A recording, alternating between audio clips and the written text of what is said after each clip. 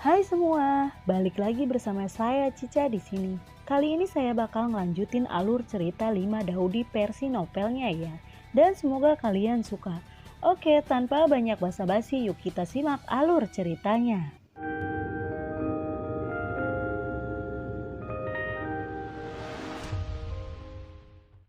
Di cerita sebelumnya, Cenjong tiba-tiba bergegas ke reruntuhan. Setelah beberapa saat, dia bergegas keluar dari reruntuhan dengan Mugu di tangannya. "Lingger, mari kita bersama selamanya," Cenjong bergumam pada dirinya sendiri sambil menatap wajah istrinya dengan lembut. Cenjong tiba-tiba menggigit tubuh Mugu. Darah berceceran dan menyebar di udara. Terdengar suara gemercik. Cenjong meminum darah istrinya. Cenjong meminum semua darah Mugu. Napas yang sangat mengerikan memenuhi tubuh Cenjong. Napas ini langsung menembus Daojong senior dan ada kecenderungan samar untuk mencapai Daojun. Cenjong menjilat sisa darah di sudut mulutnya dan wajah yang keriput mengeluarkan seringai. Dan tawa itu perlahan terdengar seperti burung hantu. "Hahaha, Xiaoyan, kamu akan mati." Buam, buam. Tubuh Xiaoyan terbanting langsung ke reruntuhan dengan sangat keras. Kali ini, apakah aku akan benar-benar mati? Merasakan aura yang semakin lemah di dalam. Xiaoyan terbaring dan tak bergerak di tanah, tersenyum pahit di dalam hatinya. Jantung Xiaoyan tiba-tiba menegang, dan dia dengan tegas berteriak dari lubuk hatinya. "Tidak, aku tidak akan mati. Hidupku diberikan oleh Bingxin. Bagaimana aku bisa mati dengan mudah?" Dengan gerakan pikiran, jiwa dewa dan pedang iblis dipanggil secara paksa olehnya. Segera setelah itu, sekelompok api hijau perlahan muncul di tangannya. Kelompok api hijau ini adalah kelompok keempat dewa dan hati iblis Xiaoyan. Setelah dewa dan api hati iblis dipanggil, Xiaoyan dengan paksa menggabungkan api hati dewa dan iblis serta jiwa pedang dewa dan iblis bersama-sama. Api para dewa dan iblis perlahan meleleh ke dalam jiwa pedang para dewa dan iblis, berubah menjadi pedang tinta para dewa dan iblis yang gelap. Dewa hitam dan pedang iblis tiba-tiba meledak dengan cahaya hitam terang dan mengalir ke tubuh Xiaoyan. Pada saat ini, Xiaoyan seperti iblis yang terkenal di dunia. Dengan aura kekerasan dan berbahaya yang memancar ke seluruh tubuhnya, energi iblis seperti tinta mengepul, dan kabut iblis menyembur keluar dan seluruh ruang bawah tanah tiba-tiba redup. Pada bulan lalu, beberapa pembudidaya memperhatikan bahwa ada 2 pasukan di luar kota suci dengan lebih dari 200.000 tentara. Mereka siap untuk pergi mengincar kota suci Teng. Setelah bertanya, mereka tahu bahwa kedua pasukan itu adalah pasukan Raja Xiao Tian dan Raja Ao Tian. 2 dari 4 raja surgawi yang agung dari dinasti Tang dikirim pada saat yang sama. Raja Hao Tian juga mengirim 1,5 juta pasukan untuk ditempatkan dengan ketat di kota suci. Pada saat yang sama, langit di atas kota suci Tang tampak anomali. Di atas langit, awan ajaib melonjak, bergulung seperti lautan badai, dan seluruh dunia benar-benar redup. Di ruang bawah tanah, ada api sihir hitam yang terus-menerus menyala di tubuh Xiaoyan. Xiaoyan menginjak kakinya dan retakan tebal tiba-tiba merobek tanah. Xiaoyan bergegas menuju Cenjong. Kekuatan kekerasan membawa serangkaian tekanan angin yang sangat kuat. Tekanan angin yang kuat dengan kuat menekan jubah Cenjong ke tubuhnya. Ekspresi terkejut melintas di wajah Cenjong. Tangan kanannya terulur, lonceng dan drum jatuh di depannya. Dengan kuat menjaganya di belakang. Lonceng dan drum berbunyi bersamaan. Teng, dum, treng, dum. Gelombang suara yang tak terlihat dengan liar berguling ke arah Xiaoyan. Xiaoyan berteriak dan meremas pedang para dewa dan iblis dengan erat. Cahaya hitam pekat dipaksa keluar olehnya dan menebas ke depan. Pada saat yang sama, bayangan hantu di belakangnya juga melakukan gerakan yang sama. Perlahan mengangkat senjata ajaib di tangannya dan menebas ke depan. Cahaya hitam sepanjang 100 kaki langsung menghancurkan lonceng kuning. Dan suara teredam keluar. Jam kuning besar pecah, tubuh Chen Zhong sedikit gemetar, dan wajahnya tiba-tiba menjadi sulit untuk dilihat. Tangan kanannya membanting jam, dan jam kuning besar itu naik ke langit berubah menjadi lebih besar, dan kemudian menutupi Xiaoyan. Xiaoyan memegang pedang dewa dan iblis, dan terus-menerus meledakkan gelombang suara yang substantif dan menebas dengan keras ke arah puncak jam. Dung, jam, dung. Seluruh jam pecah berkeping-keping, dan pecahan yang tak terhitung jumlahnya terbang dengan keras ke segala arah. Pedang dewa dan iblis menebas lurus ke bawah, dan cahaya pedang yang tak tertandingi menebas drum hitam dengan keras. Lonceng kuning dan drum hitam pecah berkeping-keping satu demi satu. Dan wajah Chen Zhong tiba-tiba menjadi abu, dan tubuhnya bergetar. Pecahan lonceng kuning dan genderang hitam membuat Chen Zhong benar-benar marah. Chen Zhong meraung, dan seluruh tubuhnya naik ke langit, berdiri langsung ke Xiaoyan. Aura kekerasan seperti sungai yang deras dimuntahkan ke arah Xiaoyan. Pukulan penuh Chen Zhong sangat kuat. Memegang pedang dewa dan iblis di tangannya, Xiaoyan menyambutnya dengan kekuatan besar. Pedang di tanganku, dunia ada di tanganku. Keduanya bertarung dengan sengit di langit. Riak energi pendendam yang kuat dan mengerikan menyapu satu demi satu. Kabut ajaib yang mengepul terus-menerus berjatuhan dan melonjak di langit, menyebabkan gempa bumi dahsyat di seluruh dunia. Tiba-tiba, cahaya melesat dengan cepat dari langit. Dalam sekejap, lebih dari 100 prajurit kuat dari tingkat Dao Huang datang. Ada total 150 orang.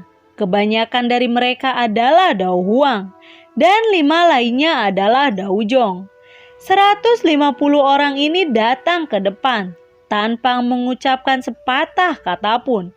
Mereka bergabung ke medan perang dan mengepung Xiaoyan bersama-sama. Melihat itu, Xiaoyan tidak merasa takut dengan dewa dan pedang iblisnya. Satu persatu Dao Huang dipotong menjadi 2 olehnya. Saat kerumunan bertarung dengan sengit, pedang dewa dan iblis di tangan Xiaoyan berubah menjadi hitam dan semakin kuat. Memegang pedang dewa dan iblis di tangannya, Xiaoyan bertarung semakin sengit, seperti dewa iblis yang terkenal di dunia. Dan sementara cahaya pedang berkedip, orang-orang terus berjatuhan dan mati. 150 orang dengan cepat dipenggal dan dibunuh. Semua rintangan telah dihilangkan, dan sekarang hanya Xiaoyan dan Chen Zhong yang tersisa di langit. Keduanya saling menatap tajam, dan mereka bisa melihat kemarahan dan kebencian di mata masing-masing. Bergegas menuju Chen Zhong. Namun, pada saat ini, Chen Zhong berbalik arah, memulai teknik tubuh yang sangat cepat, dan terbang cepat ke kejauhan. Xiaoyan memegang pedang dewa dan iblis lalu perlahan mengangkatnya, dan kemudian membanting ke arah tempat Chen Zhong melarikan diri. Pada saat yang sama, bayangan hantu di belakangnya melakukan tindakan yang sama. Cahaya pedang 100 jang hitam melesat keluar dari pedang dewa dan iblis, melesat melintasi kehampaan, dan dengan cepat menebas tubuh Chen Zhong dengan keras. "Hah!" jeritan terdengar. Tubuh Chen Zhong langsung terbelah 2. Darah disemprotkan dan darah membengkak ke langit. Semua orang dibunuh oleh Xiaoyan, tapi Xiaoyan tidak pergi, masih berdiri di alam kehampaan. Dia sedang menunggu seseorang datang, Dia merasakan bahwa tekanan yang sangat kuat mendekat ke arahnya.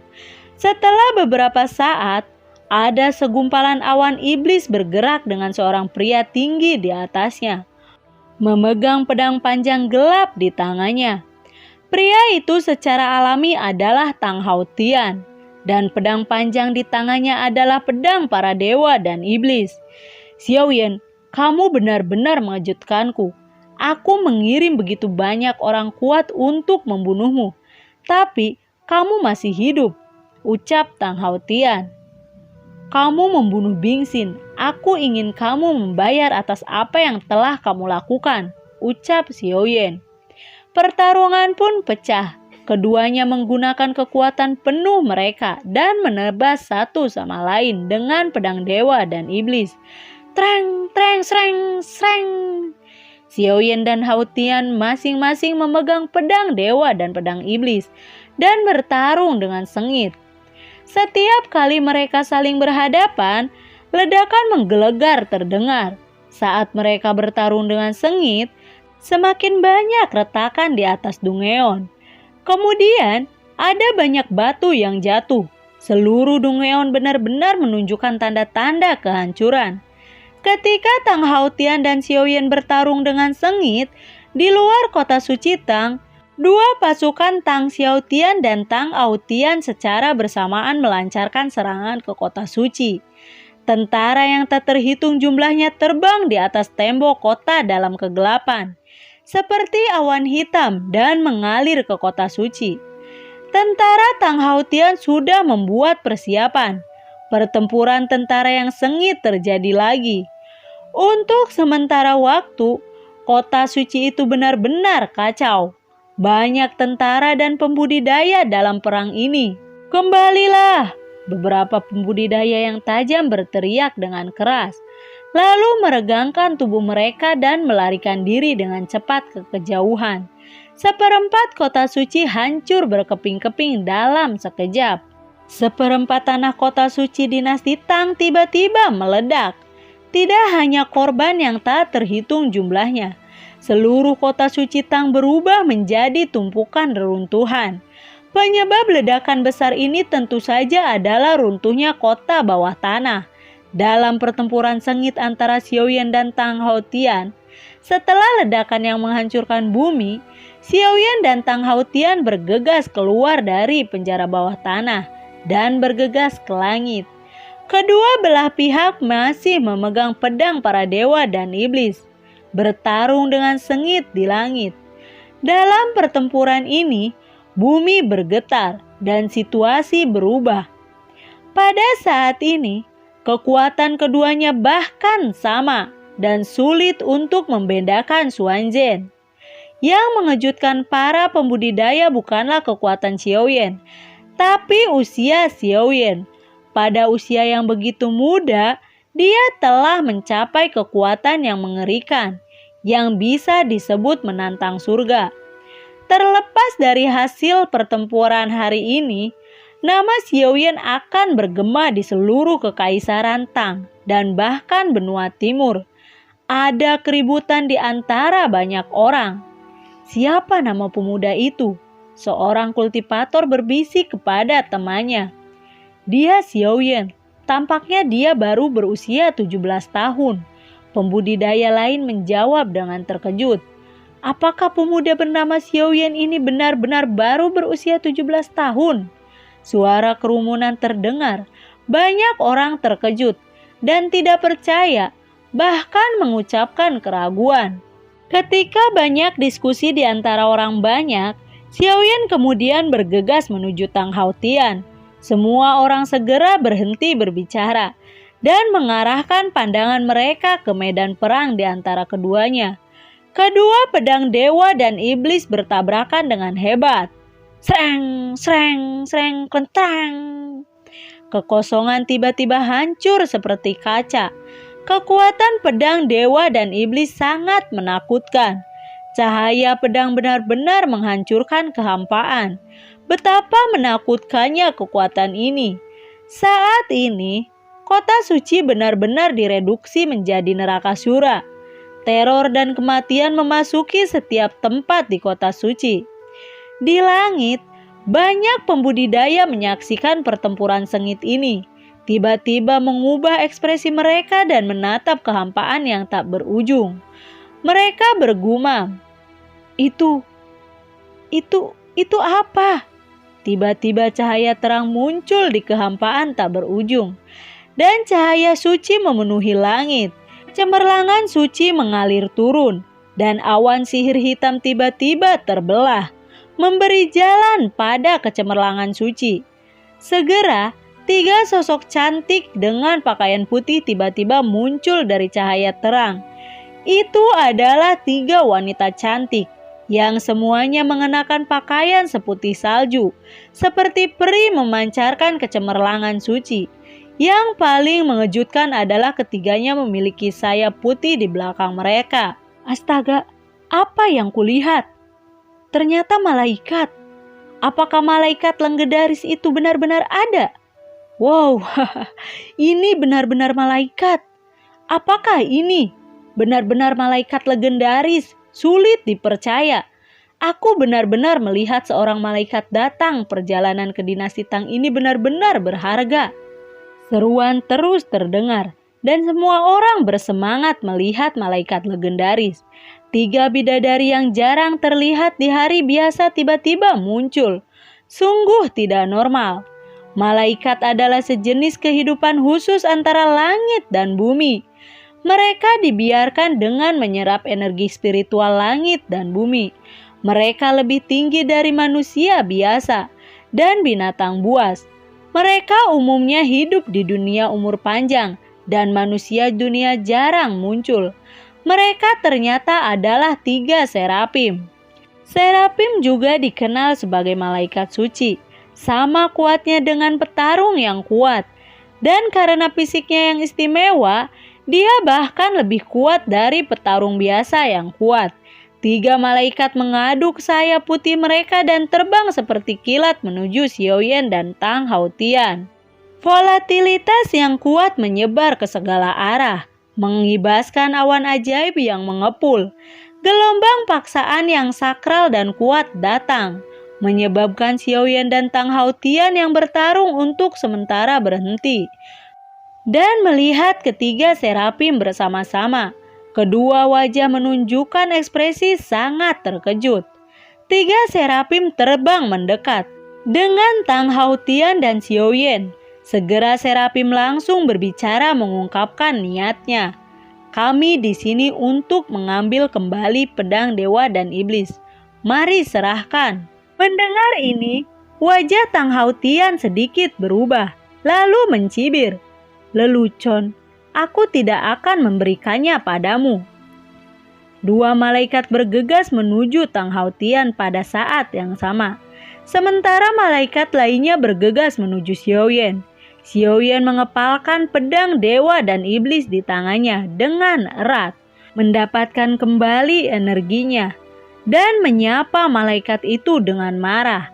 Untuk sementara, 2 malaikat dan Tang Haotian, seorang malaikat dan Xiaoyan, masing-masing bertarung dengan sengit. Pertempuran itu belum pernah terjadi sebelumnya.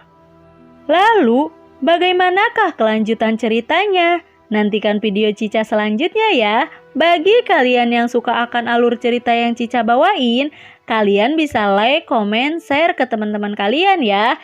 Cica ucapin terima kasih juga buat kalian yang sudah mensupport Cica lewat link Saweria di bawah kolom deskripsi. Dan semoga sehat selalu ya buat kalian.